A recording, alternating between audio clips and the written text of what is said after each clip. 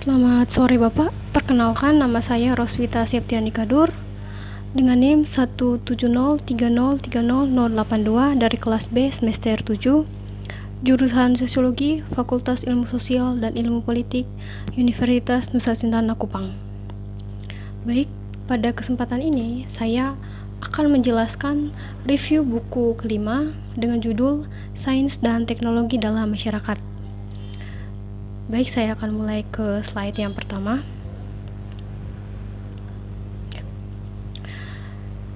Di subbab yang pertama menjelaskan sains adalah politik dan teknologi adalah sosial. Pandangan paling tradisional tentang sains memahami pengetahuan sebagai produk membaca realitas dari alam. Dari dalam perspektif ini, karakter sosial sains sebenarnya bukan bagian dari proses produksi pengetahuan. Karena ilmuwan adalah manusia, mereka mungkin bisa saja melakukan penipuan dengan sengaja atau bisa saja salah menggambarkan bacaan mereka saat melakukan penelitian di alam terbuka. Dan juga sains bisa dikatakan sosial dalam pengertian ini. Penganut pandangan tradisional kemungkinan besar juga akan menerima bahwa sains itu sosial dalam arti bahwa siapa yang menjadi ilmuwan mungkin hasil dari stratifikasi sosial masyarakat luas. Masih di subbab tentang sains adalah politik dan teknologi adalah sosial, sains dan teknologi adalah dua hal yang saling berkaitan. Sebenarnya sejak manusia telah ada, teknologi pun juga ada, di mana teknologi merupakan alat bertahan hidup. Hal ini terbukti dengan berbagai penemuan artefak-artefak dari masa ke masa yang dimulai dari yang pertama, fase komunal primitif, di mana manusia masih belum mengenal tulisan dan masih sangat bergantung dari alam. Maka alat kerja mereka juga masih sangat tradisional yang masih berupa batu dan juga tulang belulang. Lalu di fase berikutnya, yakni fase perbudakan, alatnya sudah berupa logam, di mana ada hubungannya dengan bertambahnya pengetahuan manusia yang didapat dari praktik sosial sehari-hari. Juga ada senjata yang juga terbuat dari logam dan besi, yang mana di fase perbudakan ini terjadi peperangan untuk merebut wilayah, kekuasaan, atau bisa disebut dengan peperangan untuk memperebutkan wilayah yang subur dan juga sumber makanan. Kekalahan dari perang ini, maka mereka akan dijadikan budak. Dan disinilah ditandai dengan lahirnya fase perbudakan. Lalu setelah fase perbudakan hancur, masuk di fase feodalisme. Nah, di fase ini, alat kerja pun juga berubah, terutama di sektor pertanian. Nah, sebelum kita lanjut, berbicara tentang sektor pertanian, alat kerja di sektor ini membuat manusia menjadi lebih individualis karena alat kerjanya hanya diperuntukkan untuk satu orang. Berbeda di masa komunal primitif yang dimana alatnya membuat masyarakat bekerja atau manusia bekerja dalam kelompok. Tapi setelah masuk di fase pertanian atau setelah manusia menemukan pertanian, alat kerjanya pun juga berubah karena alat kerja hanya dibuat atau diperuntukkan untuk satu orang saja. Contohnya seperti cangkul, linggis, traktor.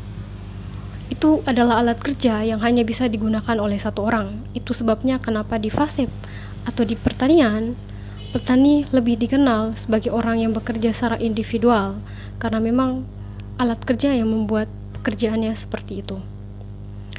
Nah, selanjutnya, teknologi makin maju sejak masuk di fase kapitalisme, di mana alat-alat teknologi dibuat lebih canggih guna untuk menopang industri. Jadi di fase kapitalisme, teknologi sudah semakin maju atau semakin pesat perkembangannya karena untuk menunjang perekonomian khususnya industri pada saat itu, terutama industri manufaktur, industri kereta api, dan industri lainnya yang dimana membutuhkan teknologi yang lebih canggih untuk kemudian lebih membuat pekerjaan manusia lebih efisien. Ya. Lanjut di fase yang sekarang, di mana fase yang lebih tinggi atau bisa dikatakan adalah fase terakhir, yakni imperialisme. Di fase ini, teknologi sudah semakin canggih, terbukti seperti sekarang. Teknologi bisa membuat pekerjaan manusia itu lebih efisien, di mana sudah ditemukannya robot, kemudian alat-alat yang di mana sudah bisa kita akses melalui HP-HP atau bisa kita akses melalui Android. Nah, di sini bisa dikatakan bahwa teknologi itu dibuat untuk lebih mengefisiensi tenaga kerja manusia. Terbukti dengan lahirnya revolusi industri 4.0, di mana lebih mengedepankan teknologi robot dalam sektor industri, yang dimana kita ketahui ini juga akan lebih mengefisiensi tenaga kerja, yang artinya tenaga kerja manusia tidak lagi dibutuhkan lebih banyak, tapi lebih banyak menggunakan tenaga mesin atau tenaga robot.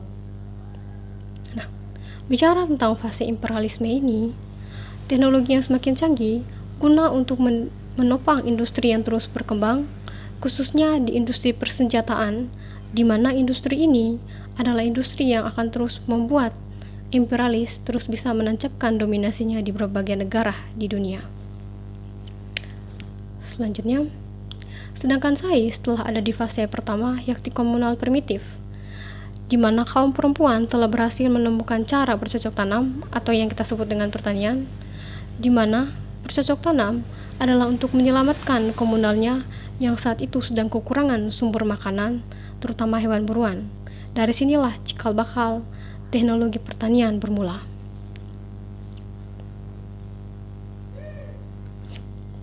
Yang berikut, bioteknologi dan pertanian. Definisi bioteknologi bervariasi, tetapi penting bagi semua bahwa bioteknologi adalah DNA rekombinan, yang dimana merupakan teknik yang dikembangkan di awal 1970-an oleh Stanley Cohen dari Universitas Stanford dan Herbert Boyer dari Universitas California San Francisco. DNA dapat dipahami sebagai metode untuk mengisolasi dan membuat banyak salinan dari segmen DNA atau seluruh gen, dan untuk memindahkan DNA dari satu organisme dan menggabungkannya dengan materi genetik dari yang lain. Dalam pengertian bagaimana bioteknologi pertanian berkembang hingga saat ini, beberapa aspek organisasi sosial, terutama pertanian, sebelum munculnya bioteknologi, harus selalu diingat bahwa yang pertama, upaya berkelanjutan untuk mempromosikan peningkatan produktivitas yang berkelanjutan adalah fitur utama dari modern sejarah pertanian Amerika Serikat. Peningkatan produktivitas pertanian Amerika Serikat berada di bawah disematkan oleh sederet perkembangan ilmu pengetahuan dan teknologi.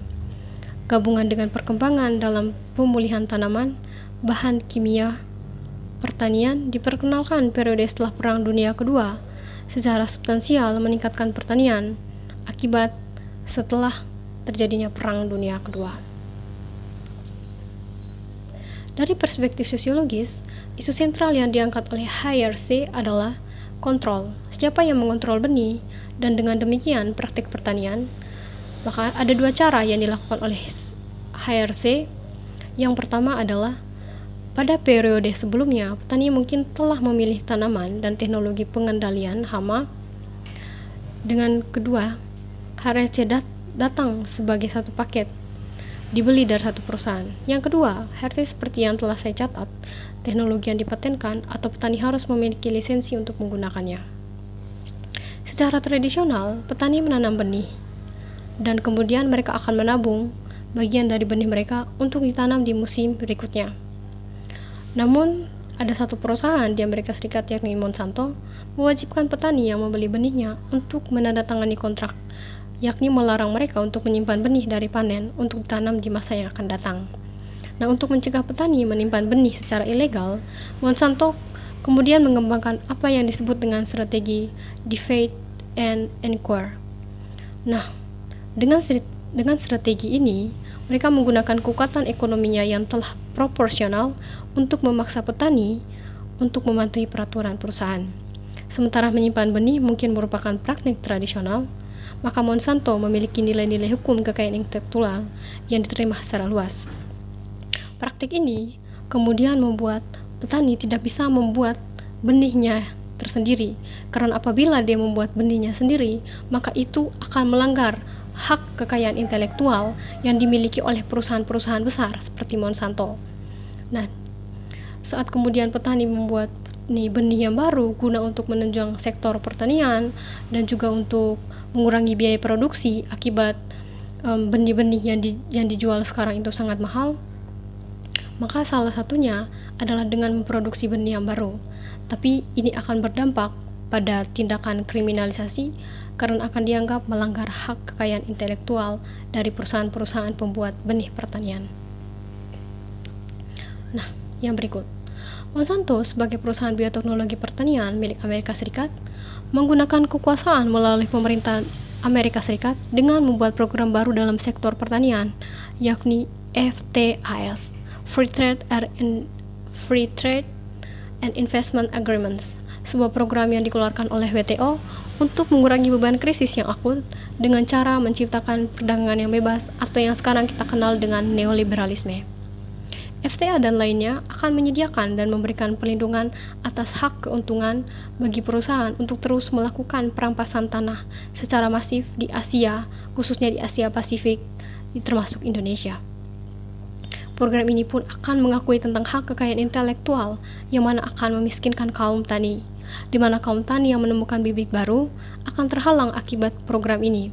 Selain itu, pembuatan pupuk yang dikeluarkan perusahaan ini pun akan sangat merugikan kaum tani karena harga yang dijual juga akan sangat mahal.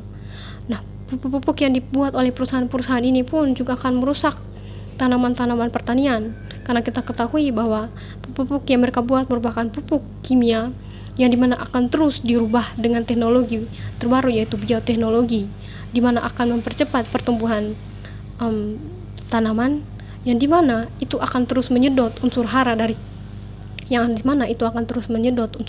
tanah.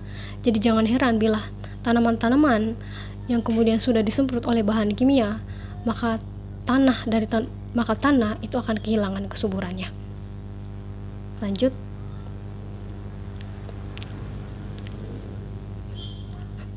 Politik sumber daya pribumi. Bicara terkait politik sumber daya pribumi akan sangat menarik bila kita kaitkan dengan kerusakan alam dan eksploitasi besar-besaran yang dilakukan oleh perusahaan besar dan investasi yang terus berdatangan di negeri ini. Bagaimana untuk menanam sawit di hutan? Banyak hutan ditebang mengakibatkan banyak tumbuhan dan hewan kehilangan habitatnya. Dampak paling parah dirasakan oleh kaum tani yang kehilangan lahan pertaniannya akibat dirampas untuk memenuhi kebutuhan energi dari kapitalis monopoli internasional, yakni imperialis. Selain kerusakan lingkungan dan hilangnya lahan pertanian, masalah lain yakni kekurangan atau krisis pangan akibat penanaman tanaman industri yang terus meluas dan pangan yang lebih banyak diimpor dan dijual dengan harga yang sangat mahal. Banyak negara saat ini mengalami krisis pangan, serta banyak anak di seluruh dunia mengalami malnutrisi.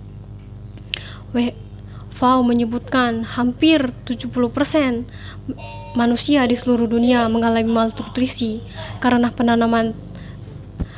tanah yang lebih banyak ditanam untuk tanaman industri bukan tanaman pangan. Dan kalaupun ada sektor pangan di sebuah negara, itu hanya diimpor dari luar negeri dan dijual dengan harga yang mahal. Tanaman-tanaman seperti jagung, tebu, kacang-kacangan bukan lagi untuk dimakan, tapi untuk keperluan industri dan energi yang mereka sebut dengan bioenergi. Yang berikut, gender dan ideologi prestasi. Teknologi telah membentuk yang namanya gender serta pembagian kerja antara laki-laki dan perempuan. Teknologi berat dan kasar hanya untuk laki-laki. Teknologi yang ringan hanya untuk kaum perempuan. Walaupun banyak yang telah menentang ini, namun dalam kehidupan sosial masih kerap kita temukan praktek semacam ini. Kita lupa bahwa penempatan kaum perempuan pada posisi kelas kedua juga diakibatkan oleh alat kerja. Pertanian yang awalnya ditemukan oleh perempuan, tetapi kemudian digeser karena laki-laki masuk ke dalam sektor ini dengan membawa alat kerja yang dia gunakan saat berburu, yang artinya alat kerja ini hanya dapat digunakan oleh kaum laki-laki. Dari sini kemudian kepemilikan pribadi muncul dan menyingkirkan perempuan dari sektor produksi ke sektor domestik. Baik, sekian penjelasan saya terkait dengan sains dan teknologi dalam kehidupan masyarakat. Selamat menonton dan terima kasih.